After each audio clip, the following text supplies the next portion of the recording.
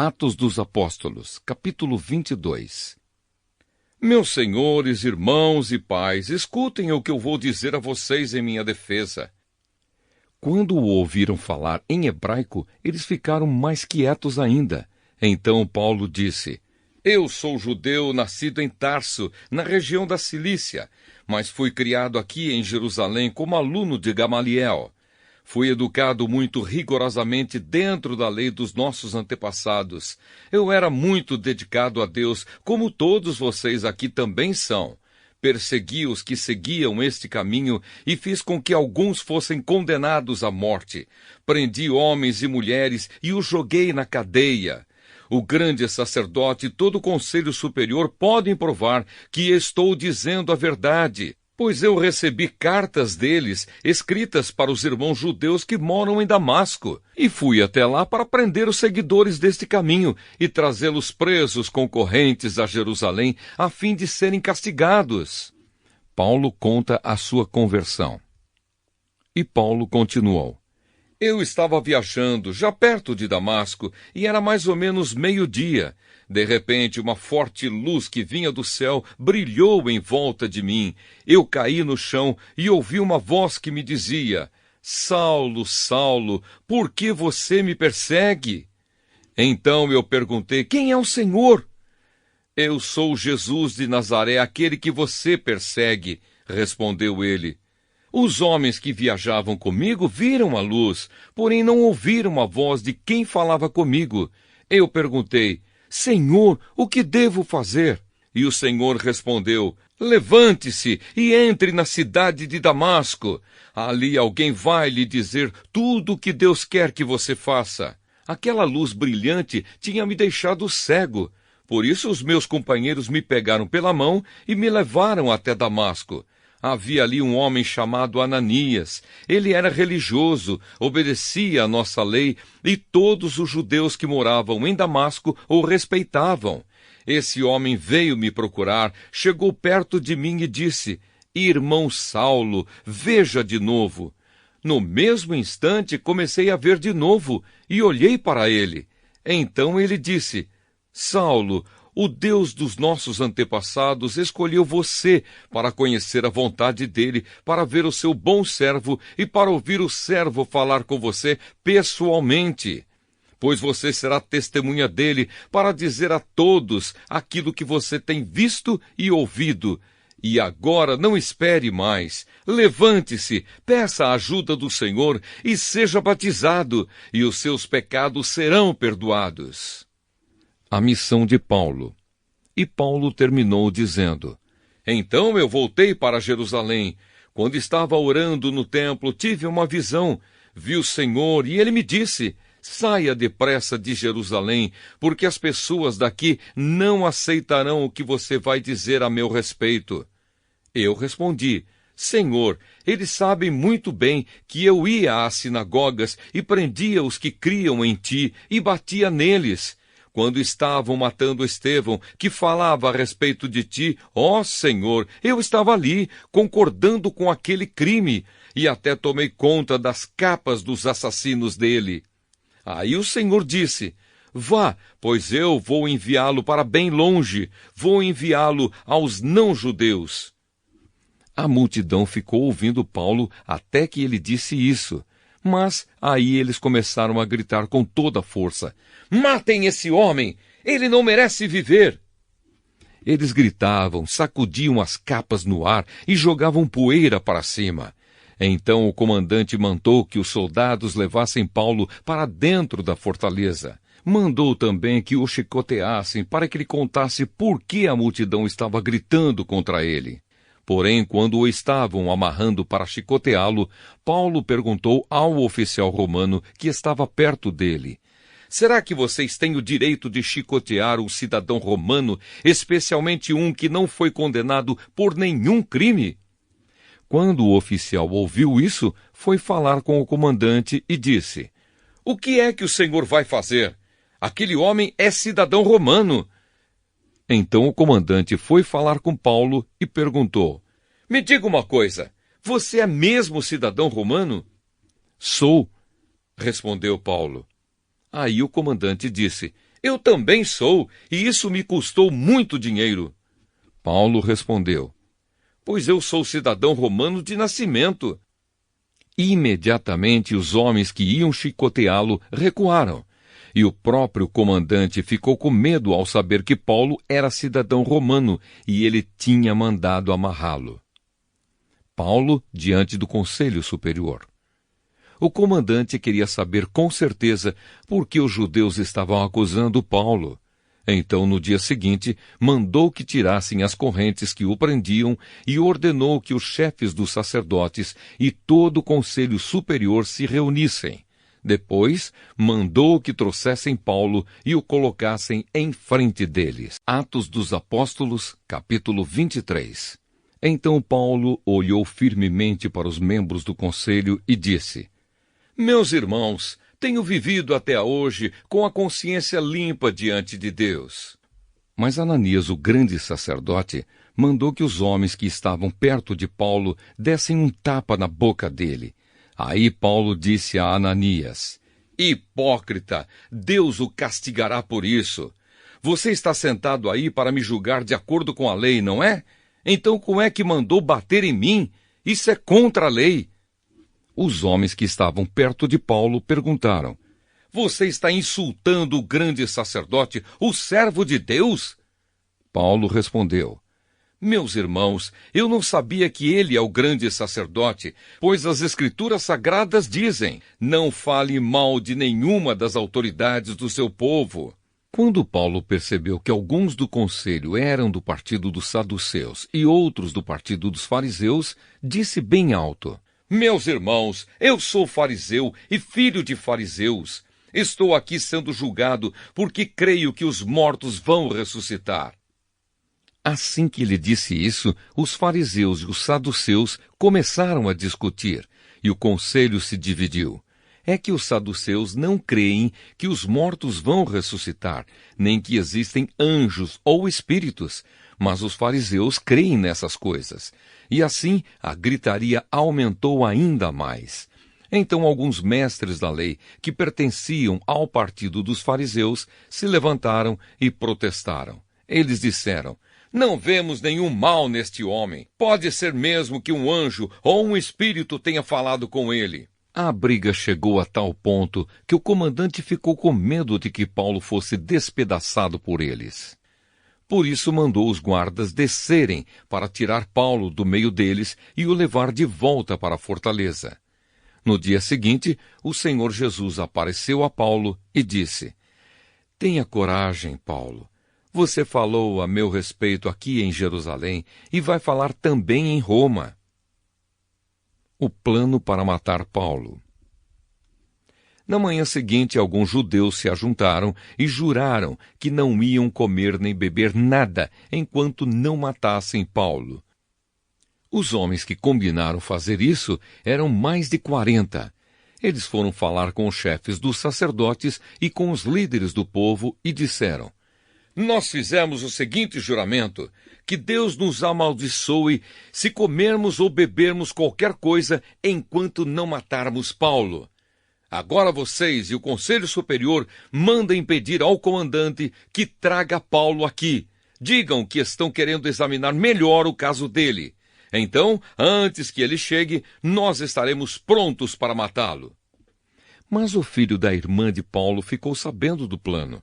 Ele entrou na fortaleza e contou tudo a Paulo. Então Paulo chamou um dos oficiais e disse: leve este moço ao comandante, ele tem uma coisa para contar a ele. O oficial levou o moço ao comandante e disse: aquele preso que se chama Paulo mandou me chamar e pediu que eu trouxesse este moço porque ele tem uma informação para o senhor.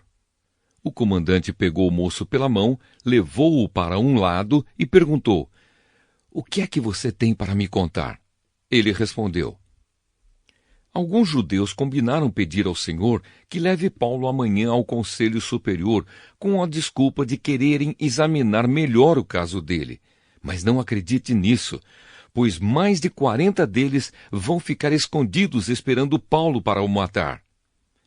Todos eles fizeram este juramento: que Deus nos amaldiçoe se comermos ou bebermos qualquer coisa antes de termos matado Paulo. Eles estão prontos para cumprir o juramento e esperam apenas saber o que o Senhor vai resolver. Então o comandante respondeu: não diga a ninguém que você me contou isso, e mandou que o moço fosse embora. Paulo é mandado para o governador Félix. Então o comandante chamou 2 oficiais e disse: arranjem 200 soldados e mais 70 cavaleiros e 200 lanceiros para ir até a cidade de Cesareia. Estejam prontos para sair daqui às 9 horas da noite. Preparem também cavalos para Paulo montar e o levem com toda a segurança para o governador Félix. Depois, o comandante escreveu uma carta que dizia o seguinte: excelentíssimo governador Félix, saudações. Alguns judeus agarraram este homem e quase o mataram. Quando soube que ele era cidadão romano, eu fui com os meus soldados e não deixei que ele fosse morto. Eu queria saber por que o estavam acusando, e por isso resolvi levá-lo diante do Conselho Superior dos Judeus. Então descobri que ele não tinha feito nada para merecer a prisão ou a morte. A acusação contra ele era a respeito da própria lei deles. Quando fui informado de que havia um plano para matá-lo, resolvi mandá-lo ao Senhor. E disse para aqueles judeus que fizessem as acusações na sua presença. Saúde, Cláudio Lísias. Então os soldados cumpriram as ordens. Pegaram Paulo e o levaram durante a noite até a cidade de Antipátride. No dia seguinte, os soldados voltaram para a fortaleza, deixando que os cavaleiros continuassem a viagem com Paulo. Eles o levaram para a cidade de Cesareia, deram a carta ao governador e lhe entregaram Paulo. O governador leu a carta e perguntou a Paulo de onde ele era. Quando soube que era da região da Cilícia, disse: quando os seus acusadores chegarem, eu ouvirei o que você tem para dizer. Em seguida, mandou que ele ficasse preso no palácio do governador. Atos dos Apóstolos, capítulo 24. Paulo é acusado. 5 dias depois, o grande sacerdote Ananias foi até Cesareia com alguns líderes do povo e com um advogado chamado Tértulo. Eles se apresentaram ao governador Félix para fazer acusações contra Paulo. Depois que Paulo foi chamado, Tértulo começou a acusação dizendo: excelentíssimo senhor governador, o seu governo nos tem trazido um longo tempo de paz, e graças à sua sábia administração, muitas reformas necessárias estão sendo feitas para o bem deste povo. Somos muito agradecidos por tudo aquilo que temos recebido em todas as ocasiões e em todos os lugares. Mas não quero tomar muito do seu tempo, e por isso peço que tenha bondade de nos escutar apenas um pouco mais. Nós achamos, de fato, que este homem é uma peste. Ele provoca desordens entre os judeus do mundo inteiro e é também o líder do partido dos nazarenos. Além disso, tentou profanar o templo, e então nós o prendemos. Nós íamos julgá-lo de acordo com a nossa lei, mas o comandante Lísias veio e o tirou de nós à força. Aí o próprio Lísias mandou que os acusadores viessem até aqui e fizessem a acusação diante do Senhor. Se o Senhor fizer perguntas a este homem, ele mesmo confirmará todas as acusações que estamos fazendo contra ele. Então os judeus concordaram, dizendo que tudo era verdade. Paulo se defende diante de Félix.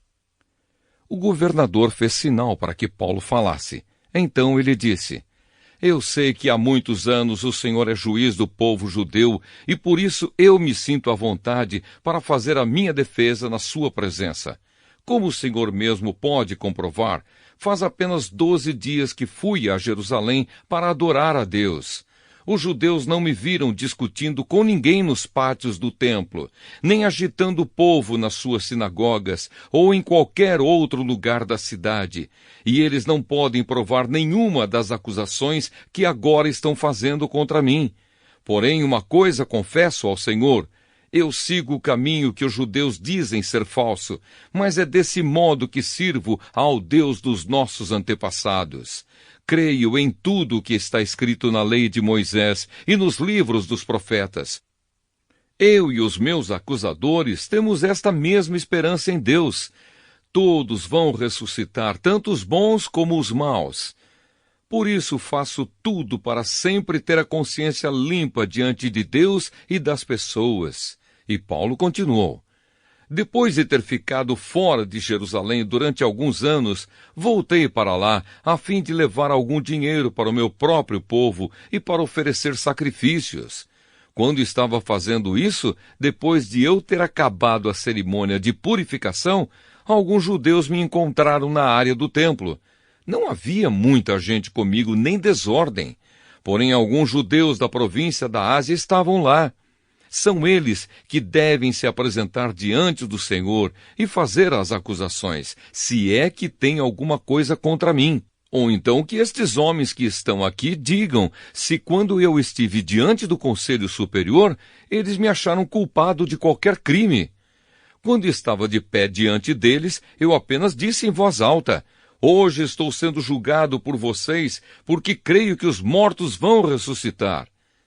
Então Félix, que estava bem informado a respeito do caminho, deixou a questão para depois, dizendo a eles, quando o comandante Lísias chegar, eu resolverei o caso de vocês. Ele mandou que o oficial pusesse um guarda para tomar conta de Paulo e ordenou que lhe dessem alguma liberdade e licença para receber ajuda dos amigos. Paulo, diante de Félix e Drusila. Alguns dias mais tarde, Félix veio com Drusila, sua esposa, que era judia. Mandou chamar Paulo e o ouviu falar a respeito da fé em Cristo Jesus. Mas quando Paulo começou a falar sobre uma vida correta, o domínio próprio e o dia do juízo final, Félix ficou com medo e disse, agora pode ir, quando eu puder, chamarei você de novo. Além disso, Félix esperava que Paulo lhe desse algum dinheiro, por isso o chamava muitas vezes e conversava com ele. 2 anos depois, Pórcio Festo ficou no lugar de Félix como governador. Félix queria agradar os judeus, por isso, ao sair, deixou Paulo na prisão. Atos dos Apóstolos, capítulo 25. Paulo apela para o imperador. 3 dias depois de chegar àquela província, Festo saiu da cidade de Cesareia e foi até Jerusalém. Os chefes dos sacerdotes e os líderes judeus apresentaram lá as suas acusações contra Paulo e pediram a Festo o favor de mandar trazer Paulo para Jerusalém. É que eles tinham combinado matar Paulo no caminho, mas Festo respondeu, Paulo está preso em Cesareia e eu logo voltarei para lá. Que os líderes de vocês me acompanhem até lá e o acusem, se é que ele fez algum mal. Festo passou 8 ou 10 dias entre eles, e depois voltou para Cesareia. No dia seguinte, sentou-se no tribunal e mandou que trouxessem Paulo. Quando Paulo chegou, os judeus que tinham vindo de Jerusalém ficaram em volta dele e começaram a fazer muitas acusações graves, mas não conseguiram provar nada. Então Paulo se defendeu, dizendo, eu não fiz nada contra a lei dos judeus, nem contra o templo, nem contra o imperador. Festo, querendo agradar os judeus, perguntou a Paulo, você não quer ir a Jerusalém e ser julgado lá por mim a respeito destas coisas? Paulo respondeu, estou diante do tribunal do imperador romano e é aqui que devo ser julgado. Não fiz mal nenhum aos judeus, como o Senhor sabe muito bem. Se não respeitei a lei, ou se fiz alguma coisa que mereça a pena de morte, estou pronto para morrer. Mas se o que dizem contra mim não é verdade, ninguém pode me entregar a eles. Portanto, apelo para o imperador. Então Festo, depois de conversar com seus conselheiros, disse, já que você apelou para o imperador, então irá para o imperador. Paulo diante de Agripa e Berenice. Alguns dias depois, o rei Agripa e Berenice, sua irmã, chegaram a Cesareia para cumprimentar Festo. Quando já fazia alguns dias que eles estavam lá, Festo contou ao rei o caso de Paulo. Ele disse, está aqui um homem que Félix deixou como prisioneiro. Quando fui a Jerusalém, os chefes dos sacerdotes e os líderes dos judeus fizeram acusações contra ele e me pediram que o condenasse. Mas eu lhes disse que os romanos não costumam condenar ninguém sem primeiro colocar os acusadores diante do acusado, dando a este a oportunidade de se defender. Por isso, quando eles vieram até aqui, não perdi tempo, e logo no dia seguinte sentei no tribunal e mandei que trouxessem um homem. Os seus inimigos chegaram, mas não o acusaram de nenhum crime grave, como pensei que iam fazer. A única acusação que tinham contra ele era a respeito da própria religião deles, e também sobre um homem que já morreu, chamado Jesus. Paulo afirma que esse homem está vivo. Eu não sabia como conseguir informações sobre esse assunto. Por isso perguntei a Paulo se queria ir a Jerusalém para ser julgado lá a respeito dessas acusações. Mas Paulo apelou para o imperador e pediu para ficar preso até que o imperador resolvesse o seu caso. Então mandei os guardas tomarem conta dele até que eu pudesse mandá-lo para o imperador. Aí Agripa disse a Festo: Eu gostaria de ouvir esse homem. Amanhã o senhor vai ouvi-lo, respondeu Festo. No dia seguinte, Agripa e Berenice chegaram com grande cerimônia e pompa. Entraram na sala de audiências com os chefes militares e os homens mais importantes da cidade. Festo mandou que trouxessem Paulo e disse: Rei Agripa e todos os que estão aqui, vejam este homem. É contra ele que todos os judeus, tanto daqui como de Jerusalém, estão fazendo acusações diante de mim. Eles insistem em dizer que este homem deve morrer, mas eu acho que ele não fez nada para ser condenado à morte. Como ele mesmo pediu para ser julgado pelo imperador, resolvi atendê-lo.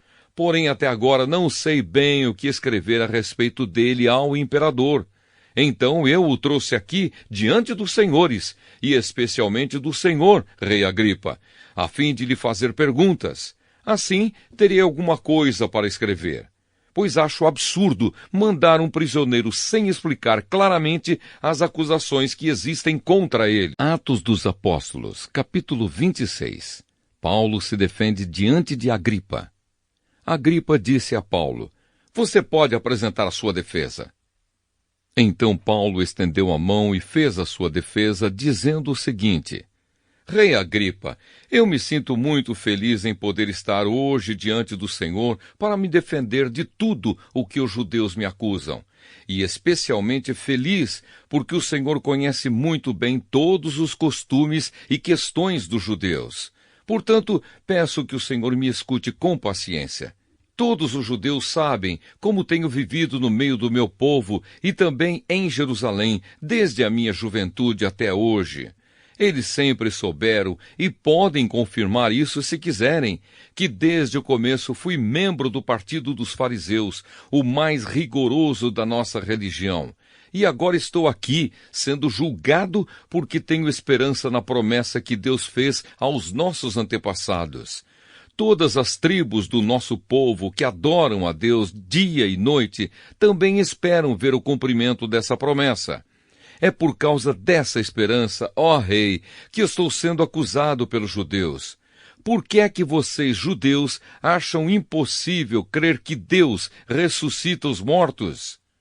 E Paulo disse ainda: Eu mesmo pensava que devia fazer tudo o que pudesse contra a causa de Jesus de Nazaré. E foi o que fiz em Jerusalém. Recebi a autorização dos chefes dos sacerdotes e prendi muitos seguidores de Jesus. Quando eram condenados à morte, eu também votava contra eles. Durante muito tempo eu os castiguei em todas as sinagogas e os forcei a negar a sua fé. Tinha tanto ódio deles que até fui a outras cidades para persegui-los. Paulo conta a sua conversão. E Paulo continuou: Foi por isso que viajei para a cidade de Damasco, levando autorização e ordens dos chefes dos sacerdotes. Mas aconteceu, ó rei, que na estrada, ao meio-dia, veio do céu uma luz mais brilhante do que o sol, a qual brilhou em volta de mim e dos homens que estavam viajando comigo. Todos nós caímos no chão e eu ouvi uma voz me dizer em hebraico: Saulo, Saulo, por que você me persegue? Não adianta você se revoltar contra mim. Então eu perguntei, quem é o Senhor? E o Senhor respondeu, eu sou Jesus, aquele que você persegue. Mas levante-se e fique de pé. Eu apareci a você para o escolher como meu servo, a fim de que você conte aos outros o que viu hoje e anuncie o que lhe vou mostrar depois. Vou livrar você dos judeus e também dos não-judeus, a quem vou enviá-lo. Você vai abrir os olhos deles, a fim de que eles saiam da escuridão para a luz e do poder de Satanás para Deus. Então, por meio da fé em mim, eles serão perdoados dos seus pecados e passarão a ser parte do povo escolhido de Deus. Paulo fala sobre o seu trabalho. E Paulo terminou dizendo, portanto, ó rei Agripa, eu não desobedeci à visão que veio do céu. Anunciei a mensagem primeiro em Damasco e depois em Jerusalém, em toda a região da Judéia e entre os não-judeus. Eu dizia a todos que eles precisavam abandonar os seus pecados, voltar para Deus e fazer coisas que mostrassem que estavam, de fato, arrependidos. Foi por isso que alguns judeus me agarraram quando eu estava no pátio do templo e quiseram me matar.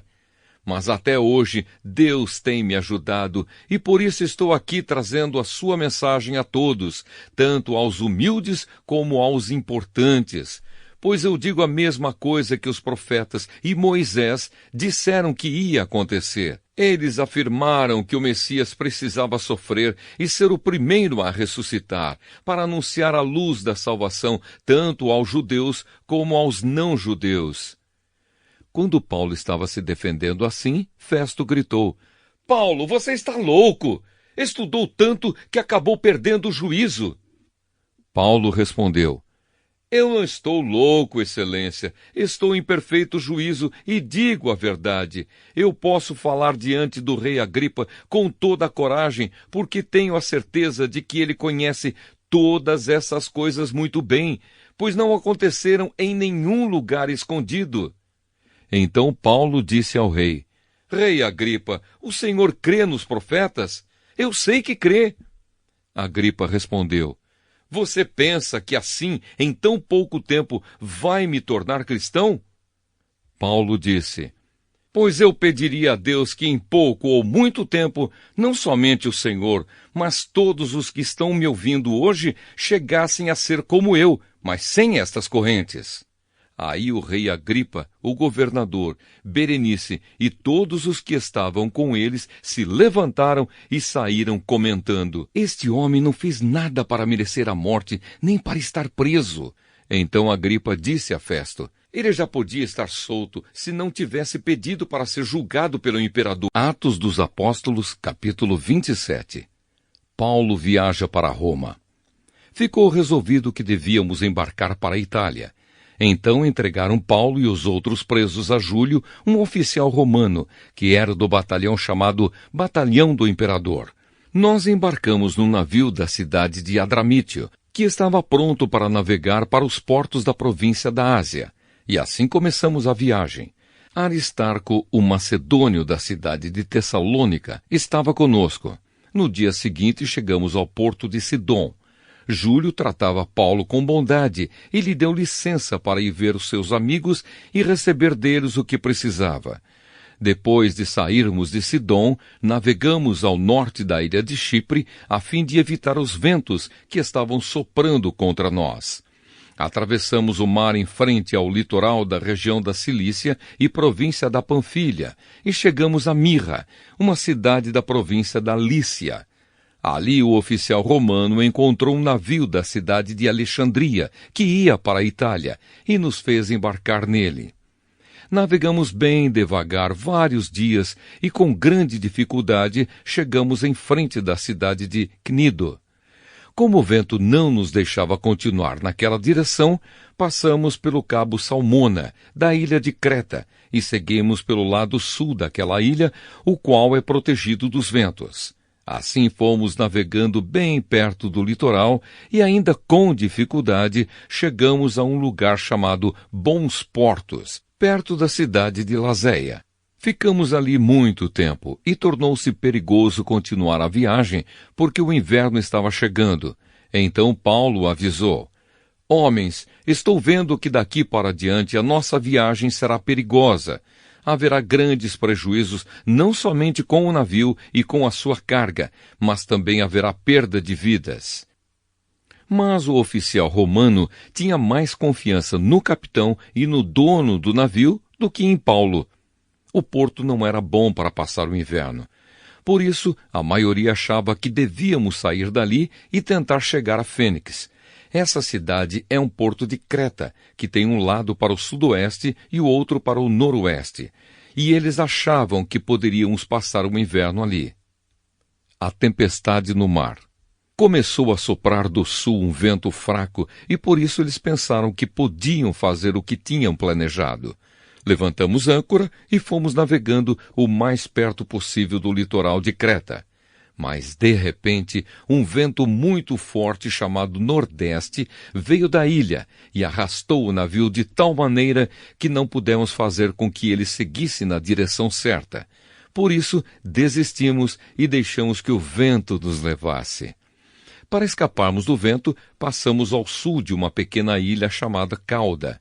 Ali, com muita dificuldade, conseguimos recolher o bote do navio. Os marinheiros levantaram o bote para dentro do navio e amarraram o casco do navio com cordas grossas. Estavam com medo de que o navio fosse arrastado para os bancos de areia que ficam perto do litoral da Líbia. Então desceram as velas e deixaram que o navio fosse levado pelo vento. E a terrível tempestade continuou. No dia seguinte começaram a jogar a carga no mar. E no outro dia, os marinheiros, com as próprias mãos, jogaram no mar uma parte do equipamento do navio. Durante muitos dias, não pudemos ver o sol nem as estrelas, e o vento continuava soprando forte. Finalmente, perdemos toda a esperança de nos salvarmos. Fazia muito tempo que eles não comiam nada. Então Paulo ficou de pé no meio deles e disse: Homens, vocês deviam ter dado atenção ao que eu disse e ter ficado em Creta, e assim não teríamos tido toda esta perda e este prejuízo. Mas agora peço que tenham coragem. Ninguém vai morrer. Vamos perder somente o navio. Digo isso porque na noite passada, um anjo do Deus a quem pertenço e sirvo apareceu a mim e disse: Paulo, não tenha medo, você precisa ir até a presença do imperador. E Deus, na sua bondade, já lhe deu a vida de todos os que estão viajando com você. Por isso, homens, tenham coragem. Eu confio em Deus e estou certo de que Ele vai fazer o que me disse. Porém, vamos ser arrastados para alguma ilha. 2 semanas depois, à noite, continuávamos sendo levados pela tempestade no mar Mediterrâneo. Mais ou menos à meia-noite, os marinheiros começaram a sentir que estávamos chegando perto de terra. Então jogaram no mar uma corda com um peso na ponta e viram que a água ali tinha 36 metros de fundura. Mais adiante tornaram a medir e deu 27 metros. Eles ficaram com muito medo de que o navio fosse bater contra as rochas. Por isso jogaram 4 âncoras da parte de trás do navio e oraram para que amanhecesse logo. Aí os marinheiros tentaram escapar do navio. Baixaram o bote no mar, fingindo que iam jogar âncoras da parte da frente do navio. Então Paulo disse ao oficial romano e aos soldados: Se os marinheiros não ficarem no navio, vocês não poderão se salvar. Aí os soldados cortaram as cordas que prendiam o bote e o largaram no mar. De madrugada, Paulo pediu a todos que comessem alguma coisa e disse: Já faz 14 dias que vocês estão esperando e durante este tempo não comeram nada. Agora comam alguma coisa, por favor. Vocês precisam se alimentar para poder continuar vivendo, pois ninguém vai perder nem mesmo um fio de cabelo. Em seguida, Paulo pegou pão e deu graças a Deus diante de todos. Depois partiu o pão e começou a comer. Então eles ficaram com mais coragem e também comeram. No navio éramos ao todo 276 pessoas. Depois que todos comeram, jogaram o trigo no mar para que o navio ficasse mais leve. Todos chegam são e salvos. Quando amanheceu, os marinheiros não reconheceram a terra, mas viram uma baía onde havia uma praia. Então resolveram fazer o possível para encalhar o navio lá. Eles cortaram as cordas das âncoras e as largaram no mar, e desamarraram os lemes. Em seguida, suspenderam a vela do lado direito para que pudessem seguir na direção da praia. Mas o navio bateu num banco de areia e ficou encalhado. A parte da frente ficou presa e a de trás começou a ser arrebentada pela força das ondas. Os soldados combinaram matar todos os prisioneiros para que nenhum pudesse chegar até a praia e fugir. Mas o oficial romano queria salvar Paulo e não deixou que fizessem isso. Pelo contrário, mandou que todos os que soubessem nadar fossem os primeiros a se jogar na água e a nadar até a praia. E mandou também que os outros se salvassem, segurando-se em tábuas ou em pedaços do navio. E foi assim que todos nós chegamos à terra, são e salvos. Atos dos Apóstolos, capítulo 28. Em Malta. Quando já estávamos em terra, são e salvos, soubemos que a ilha se chamava Malta. Os moradores dali nos trataram com muita bondade. Como estava chovendo e fazia frio, acenderam uma grande fogueira. Paulo ajuntou um feixe de gravetos e os estava jogando no fogo, quando uma cobra, fugindo do calor, agarrou-se na mão dele. Os moradores da ilha viram a cobra pendurada na mão de Paulo e comentaram: "Este homem deve ser um assassino, pois ele escapou do mar, mas mesmo assim a justiça divina não vai deixá-lo viver." Mas Paulo sacudiu a cobra para dentro do fogo e não sentiu nada. Eles pensavam que ele ia ficar inchado ou que ia cair morto de repente. Porém, depois de esperar bastante tempo, vendo que não acontecia nada, mudaram de ideia e começaram a dizer que ele era um deus. Perto daquele lugar havia algumas terras que pertenciam a Públio, o chefe daquela ilha. Ele nos recebeu muito bem e durante 3 dias nós fomos seus hóspedes. O pai dele estava de cama, doente, com febre e disenteria. Paulo entrou no quarto, fez uma oração, pôs as mãos sobre ele e o curou. Depois disso, os outros doentes da ilha vieram e também foram curados. Eles mostraram muito respeito por nós, e quando embarcamos, puseram no navio tudo o que precisávamos para a viagem. De Malta para Roma. Depois de ficarmos 3 meses na ilha, embarcamos no navio da cidade de Alexandria, que tinha na proa a figura dos deuses gêmeos Castor e Polos. O navio tinha passado o inverno na ilha. Nós chegamos à cidade de Siracusa, onde ficamos 3 dias. Dali, seguimos viagem e chegamos à cidade de Régio.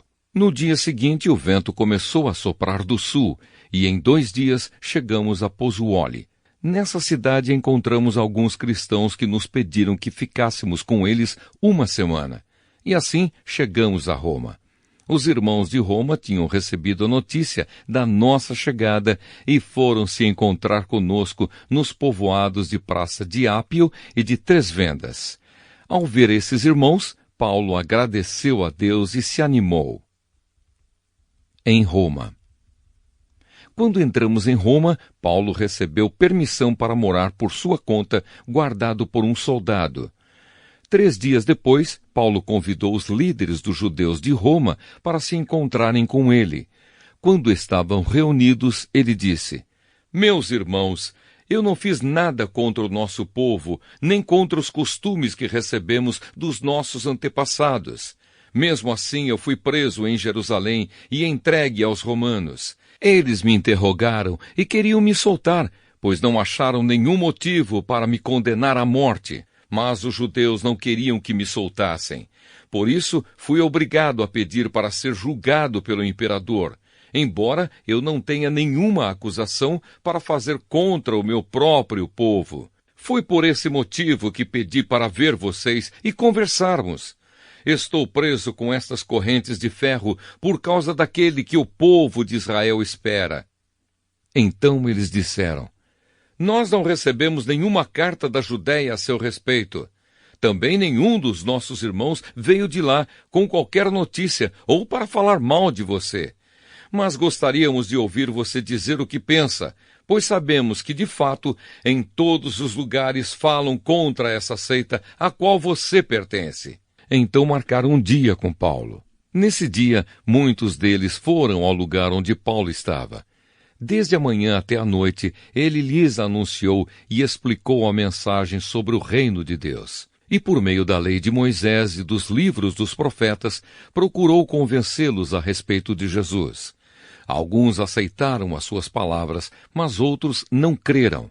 Então todos foram embora, conversando entre si, mas, antes que saíssem, Paulo ainda disse mais uma coisa. O Espírito Santo tinha razão quando falou por meio do profeta Isaías aos antepassados de vocês, pois ele disse a Isaías: Vá e diga a esta gente, vocês ouvirão, mas não entenderão.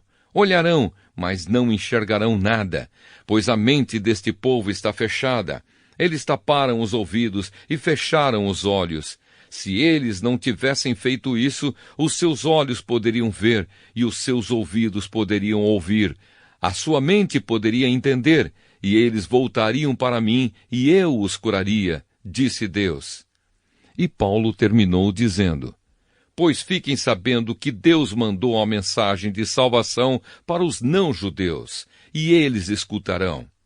Depois que Paulo disse isso, os judeus foram embora, discutindo com violência. Durante 2 anos, Paulo morou ali numa casa alugada e recebia todos os que iam vê-lo. Ele anunciava o reino de Deus e ensinava a respeito do Senhor Jesus Cristo, falando com toda a coragem e liberdade. Carta aos Romanos, capítulo 1. A boa notícia para todos. Eu, Paulo, servo de Cristo Jesus, escrevo esta carta. Deus me chamou e me separou para ser seu apóstolo, a fim de que eu anuncie a boa notícia do Evangelho de Deus. Há muito tempo essa boa notícia foi prometida por Deus, por meio dos seus profetas e escrita nas Escrituras Sagradas. Ela fala a respeito do Filho de Deus, o nosso Senhor Jesus Cristo, o qual, como ser humano, foi descendente do rei Davi. E quanto à sua santidade divina, a sua ressurreição provou com grande poder que ele é o Filho de Deus. Por meio de Cristo, Deus me deu a honra de ser apóstolo no serviço de Cristo para levar pessoas de todas as nações a crerem em Cristo e a serem obedientes a Ele. Entre essas pessoas estão vocês, que moram em Roma, a quem Deus tem chamado para pertencerem a Jesus Cristo. Por isso eu escrevo a todos vocês que estão em Roma, todos vocês a quem Deus ama e a quem tem chamado para serem o seu próprio povo. Que a graça e a paz de Deus, o nosso Pai, e do Senhor Jesus Cristo estejam com vocês. Oração de agradecimento. Em primeiro lugar, por meio de Jesus Cristo, dou graças ao meu Deus por todos vocês, pois no mundo inteiro se ouve falar a respeito da fé que vocês têm. Eu sirvo a Deus com todo o meu coração, anunciando a boa notícia a respeito do seu Filho. Deus é testemunha de que digo a verdade. Ele sabe que eu sempre lembro de vocês e oro por vocês.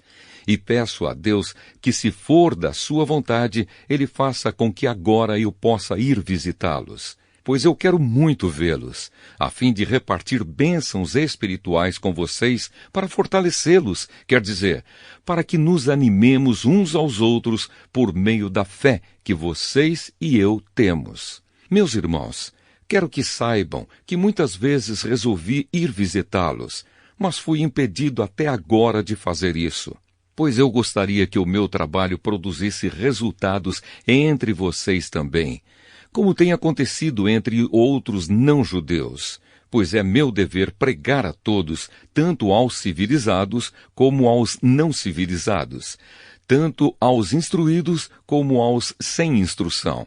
É por isso que eu quero anunciar o Evangelho também a vocês que moram em Roma. O poder do Evangelho. Eu não me envergonho do Evangelho, pois ele é o poder de Deus para salvar todos os que creem, primeiro os judeus e também os não-judeus, pois o Evangelho mostra como é que Deus nos aceita. É por meio da fé, do começo ao fim, como dizem as Escrituras Sagradas.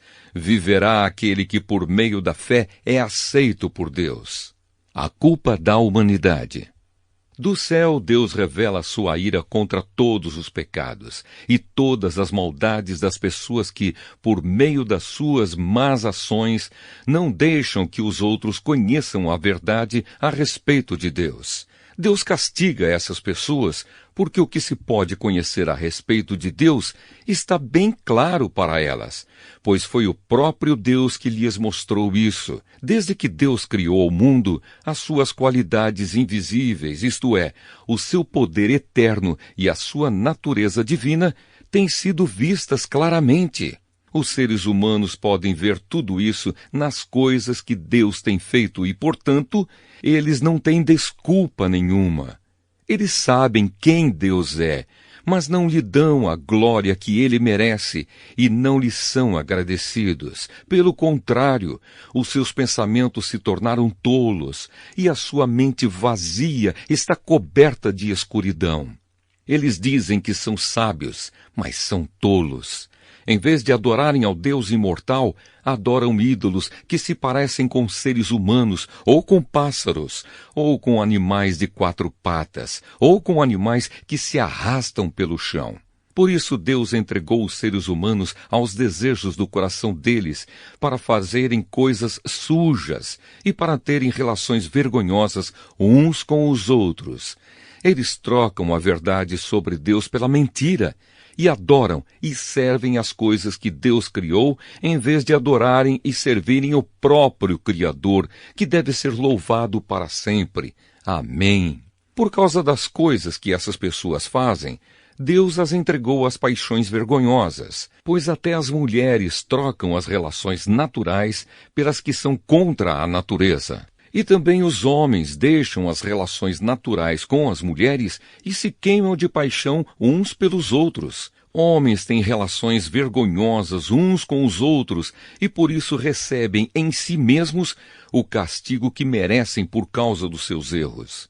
E como não querem saber do verdadeiro conhecimento a respeito de Deus, ele entregou os seres humanos aos seus maus pensamentos, de modo que eles fazem o que não devem. Estão cheios de todo tipo de perversidade, maldade, ganância, vícios, ciúmes, crimes de morte, brigas, mentiras e malícia. Caluniam e falam mal uns dos outros, têm ódio de Deus e são atrevidos, orgulhosos e vaidosos, inventam maneiras de fazer o mal, desobedecem aos pais, são imorais, não cumprem a palavra, não têm amor por ninguém e não têm pena dos outros. Eles sabem que o mandamento de Deus diz que aqueles que fazem essas coisas merecem a morte, mas mesmo assim continuam a fazê-las e, pior ainda, aprovam os que fazem as mesmas coisas que eles fazem. Carta aos Romanos, capítulo 2.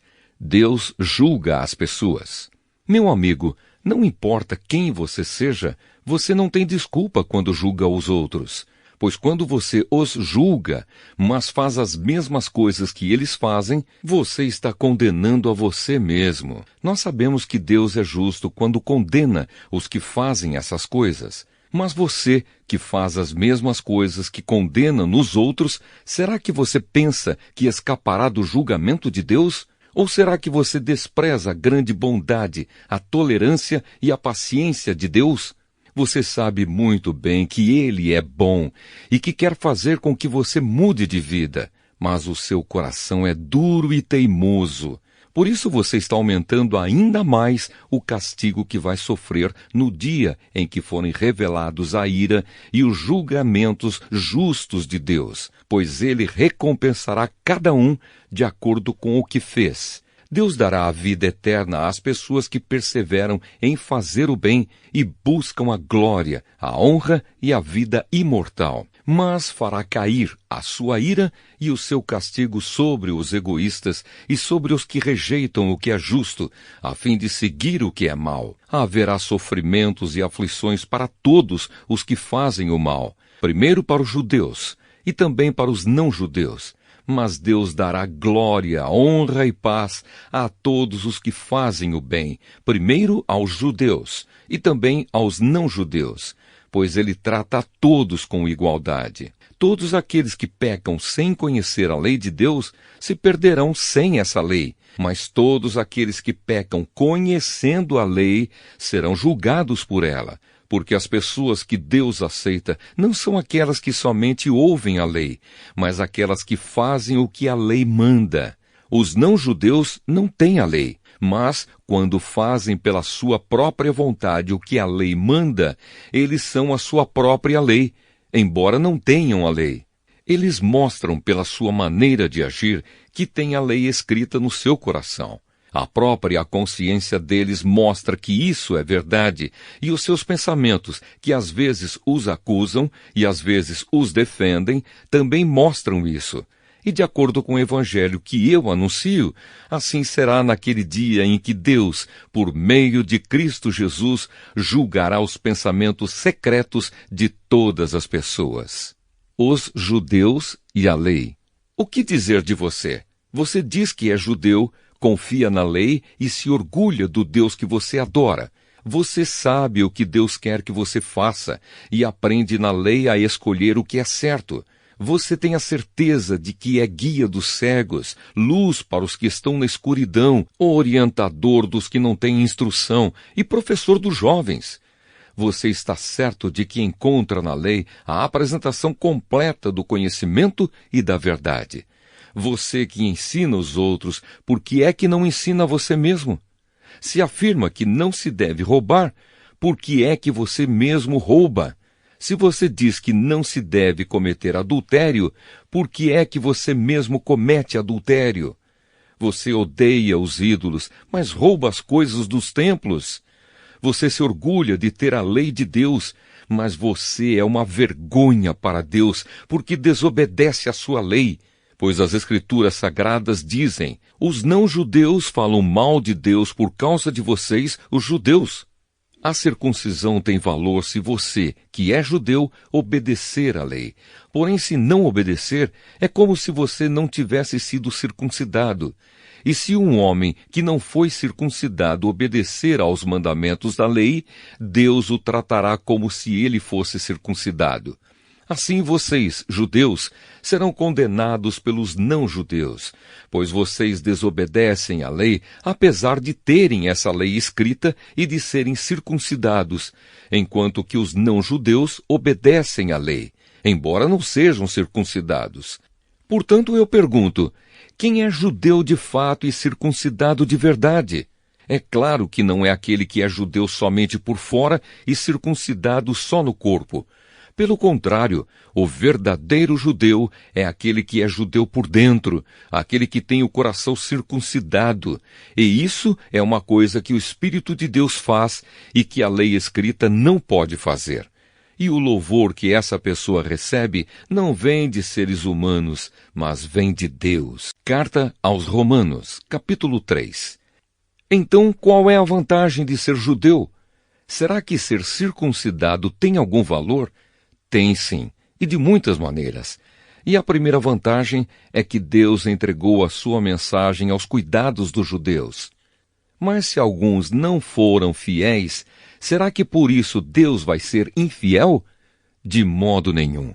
Que Deus continue a ser verdadeiro, mesmo que todas as pessoas sejam mentirosas. Como dizem as Escrituras Sagradas a respeito dele. Que fique provado que tu tens razão quando falas, e que sejas vencedor quando fores julgado. Mas, se as injustiças que cometemos servem para mostrar que Deus age com justiça, o que é que podemos dizer? Que Deus é injusto quando nos castiga? Eu falo aqui como as pessoas costumam falar. É claro que não. Se Deus não fosse justo, como poderia julgar o mundo? Mas digamos que a minha mentira faz com que a verdade de Deus fique mais clara, aumentando assim a glória dele. Nesse caso, por que é que devo ainda ser condenado como pecador? Então, por que não dizer, façamos o mal para que desse mal venha o bem? Na verdade, alguns têm me caluniado, dizendo que eu afirmo isso, porém, eles serão condenados como merecem. Todos somos culpados. Então será que nós, os judeus, estamos em melhor situação do que os não-judeus? De modo nenhum. Já mostrei que todos, judeus e não-judeus, estão debaixo do poder do pecado, como dizem as Escrituras Sagradas.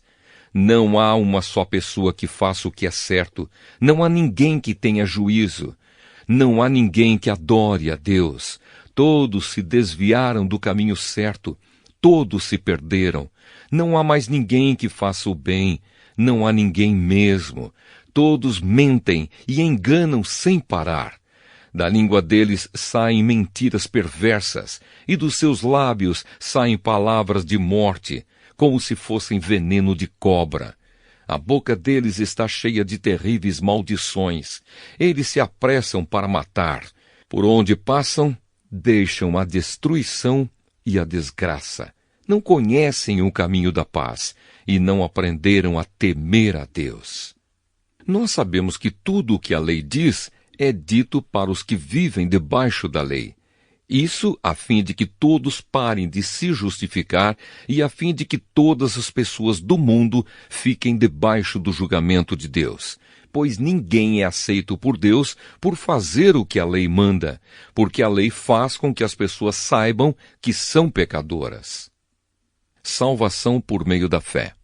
Mas agora Deus já mostrou que o meio pelo qual ele aceita as pessoas não tem nada a ver com a lei. A lei de Moisés e os profetas dão testemunho do seguinte: Deus aceita as pessoas por meio da fé que elas têm em Jesus Cristo. É assim que ele trata todos os que creem, pois não existe nenhuma diferença entre as pessoas. Todos pecaram e estão afastados da presença gloriosa de Deus. Mas pela sua graça e sem exigir nada, Deus aceita todos por meio de Cristo Jesus, que os salva. Deus ofereceu Cristo como sacrifício para que, pela sua morte na cruz, Cristo se tornasse o meio de as pessoas receberem o perdão dos seus pecados pela fé nele. Deus quis mostrar com isso que ele é justo. No passado, ele foi paciente e não castigou as pessoas por causa dos seus pecados. Mas agora, pelo sacrifício de Cristo, Deus mostra que é justo. Assim, ele é justo e aceita os que creem em Jesus. Será que temos motivo para ficarmos orgulhosos? De modo nenhum. E por que não? Será que é porque obedecemos à lei? Não, não é. É porque cremos em Cristo. Assim percebemos que a pessoa é aceita por Deus pela fé e não por fazer o que a lei manda. Ou será que Deus é somente Deus dos judeus? Será que não é também Deus dos não-judeus? Claro que é. Deus é um só e aceitará os judeus na base da sua fé e também aceitará os não-judeus por meio da fé que eles têm. Será que isso quer dizer que, por causa da fé, nós tratamos a lei como se ela não valesse nada? Não, de modo nenhum. Pelo contrário, afirmamos que a lei tem valor. Carta aos Romanos, capítulo 4. O exemplo de Abraão. Então, o que é que podemos dizer de Abraão, o antepassado de nossa raça? O que foi que ele conseguiu? Se foi por causa das coisas que ele fez que Deus o aceitou, então ele teria motivo para se orgulhar, mas não para se orgulhar diante de Deus. Pois, o que é que as Escrituras Sagradas dizem? Elas dizem: Abraão creu em Deus e por isso Deus o aceitou. O salário que o trabalhador recebe não é um presente, mas é o pagamento a que ele tem direito por causa do trabalho que fez. Porém, a pessoa que não põe a sua esperança nas coisas que faz, mas simplesmente crê em Deus, é a fé dessa pessoa que faz com que ela seja aceita por Deus, o Deus que trata o culpado como se ele fosse inocente. E isso foi o que Davi queria dizer quando falou da felicidade daqueles que Deus aceita, sem levar em conta o que eles fazem. Davi disse: Feliz aquele cujas maldades Deus perdoa e cujos pecados ele apaga. Feliz aquele que o Senhor não acusa de cometer pecado. Será que essa felicidade de que Davi falou existe somente para os que são circuncidados? É claro que não. Ela existe também para os que não são circuncidados, pois já citamos as Escrituras Sagradas que dizem: Abraão creu em Deus e por isso Deus o aceitou. Quando foi que isso aconteceu? Foi antes ou depois de Abraão ser circuncidado? Foi antes e não depois. Ele foi circuncidado mais tarde, e a sua circuncisão foi um sinal para provar que Deus aceitou Abraão porque ele tinha fé. E isso aconteceu quando ele ainda não havia sido circuncidado. Assim, Abraão é o pai espiritual de todos os que creem em Deus e são aceitos por ele, mesmo que não sejam circuncidados. Ele é também o pai dos que são circuncidados, não apenas porque são circuncidados, mas porque vivem a mesma vida de fé que Abraão, o nosso pai, viveu antes de ter sido circuncidado. Promessa e fé. Deus prometeu a Abraão e aos seus descendentes que o mundo ia pertencer a eles. Essa promessa foi feita não porque Abraão tinha obedecido à lei, mas porque ele havia crido em Deus e havia sido aceito por ele. Pois se aqueles que obedecem à lei vão receber o que Deus prometeu, então a fé é inútil e a promessa de Deus não tem valor, pois a lei traz o castigo de Deus. Mas onde não existe lei, também não existe desobediência à lei. Portanto, a promessa de Deus depende da fé, a fim de que a promessa seja garantida como presente de Deus a todos os descendentes de Abraão. Ela não é somente para os que obedecem à lei, mas também para os que creem em Deus, como Abraão creu, pois ele é o pai espiritual de todos nós. Como dizem as Escrituras Sagradas: Eu fiz de você o pai de muitas nações. Assim a promessa depende de Deus, em quem Abraão creu, o Deus que ressuscita os mortos e faz com que exista o que não existia. Abraão teve fé e esperança, mesmo quando não havia motivo para ter esperança, e por isso ele se tornou o pai de muitas nações. Como dizem as Escrituras, os seus descendentes serão muitos. Abraão tinha quase 100 anos. Mas mesmo quando ele pensou a respeito do seu corpo, que já estava como morto, ou quando lembrou que Sara não podia ter filhos, a sua fé não enfraqueceu. Abraão não perdeu a fé, nem duvidou da promessa de Deus. A sua fé o encheu de poder, e ele louvou a Deus porque tinha toda a certeza de que Deus podia fazer o que havia prometido. Por isso Abraão, por meio da fé, foi aceito por Deus. As palavras "foi aceito" não falam somente dele, falam também de nós, que seremos aceitos, nós, os que cremos em Deus, o qual ressuscitou Jesus, o nosso Senhor. Jesus foi entregue para morrer por causa dos nossos pecados e foi ressuscitado, a fim de que nós fôssemos aceitos por Deus. Carta aos Romanos, capítulo 5. Aceitos por Deus. Agora que fomos aceitos por Deus pela nossa fé nele, temos paz com ele por meio do nosso Senhor Jesus Cristo. Foi Cristo quem nos deu por meio da nossa fé esta vida na graça de Deus. E agora continuamos firmes nessa graça e nos alegramos na esperança de participar da glória de Deus. E também nos alegramos nos sofrimentos, pois sabemos que os sofrimentos produzem a paciência. A paciência traz a aprovação de Deus, e essa aprovação cria a esperança. Essa esperança não nos deixa decepcionados, pois Deus derramou o seu amor no nosso coração por meio do Espírito Santo que Ele nos deu. De fato, quando não tínhamos força espiritual, Cristo morreu pelos maus, no tempo escolhido por Deus. Dificilmente alguém aceitaria morrer por uma pessoa que obedecesse às leis. Pode ser que alguém tenha coragem para morrer por uma pessoa boa, mas Deus nos mostrou o quanto nos ama. Cristo morreu por nós quando ainda vivíamos no pecado. E agora que fomos aceitos por Deus por meio da morte de Cristo na cruz, é mais certo ainda que ficaremos livres por meio dele do castigo de Deus.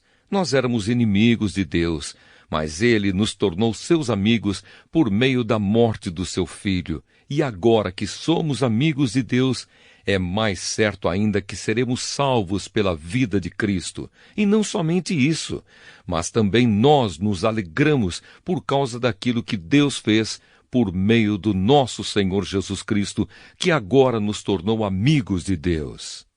Adão e Cristo. O pecado entrou no mundo por meio de um só homem, e o seu pecado trouxe consigo a morte. Como resultado, a morte se espalhou por toda a raça humana, porque todos pecaram. Antes de a lei ser dada, já existia o pecado no mundo. Porém, quando não existe lei, Deus não leva em conta o pecado. Mas desde o tempo de Adão até Moisés, a morte dominou todos os seres humanos, mesmo os que não pecaram como Adão, quando ele desobedeceu à ordem de Deus. Adão era a figura daquele que havia de vir, mas existe uma diferença entre o pecado de Adão e o presente que Deus nos dá. De fato, muitos morreram por causa do pecado de um só homem, mas a graça de Deus é muito maior, e ele dá a salvação gratuitamente a muitos, por meio da graça de um só homem, que é Jesus Cristo. E existe uma diferença entre aquilo que Deus dá e o pecado de um só homem, porque no caso do pecado, a condenação veio por causa de um só pecado. Porém, no caso da salvação, Deus perdoa os que têm cometido muitos pecados, embora não mereçam esse perdão.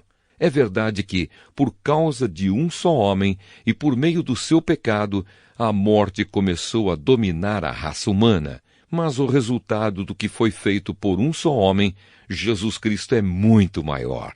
E todos aqueles que Deus aceita e que recebem como presente a sua imensa graça, reinarão na nova vida por meio de Cristo. Portanto, assim como um só pecado condenou todos os seres humanos, assim também um só ato de salvação liberta todos e lhes dá vida.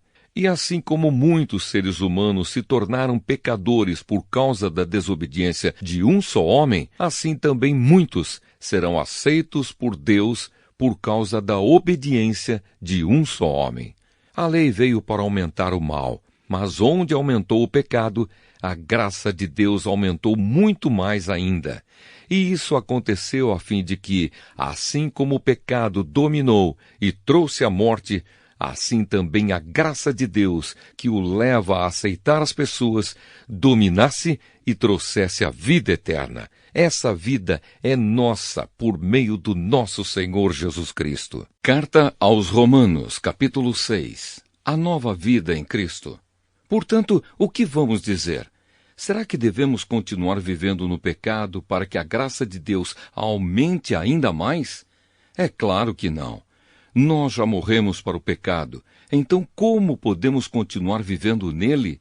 Com certeza vocês sabem que quando fomos batizados para ficarmos unidos com Cristo Jesus, fomos batizados para ficarmos unidos também com a sua morte.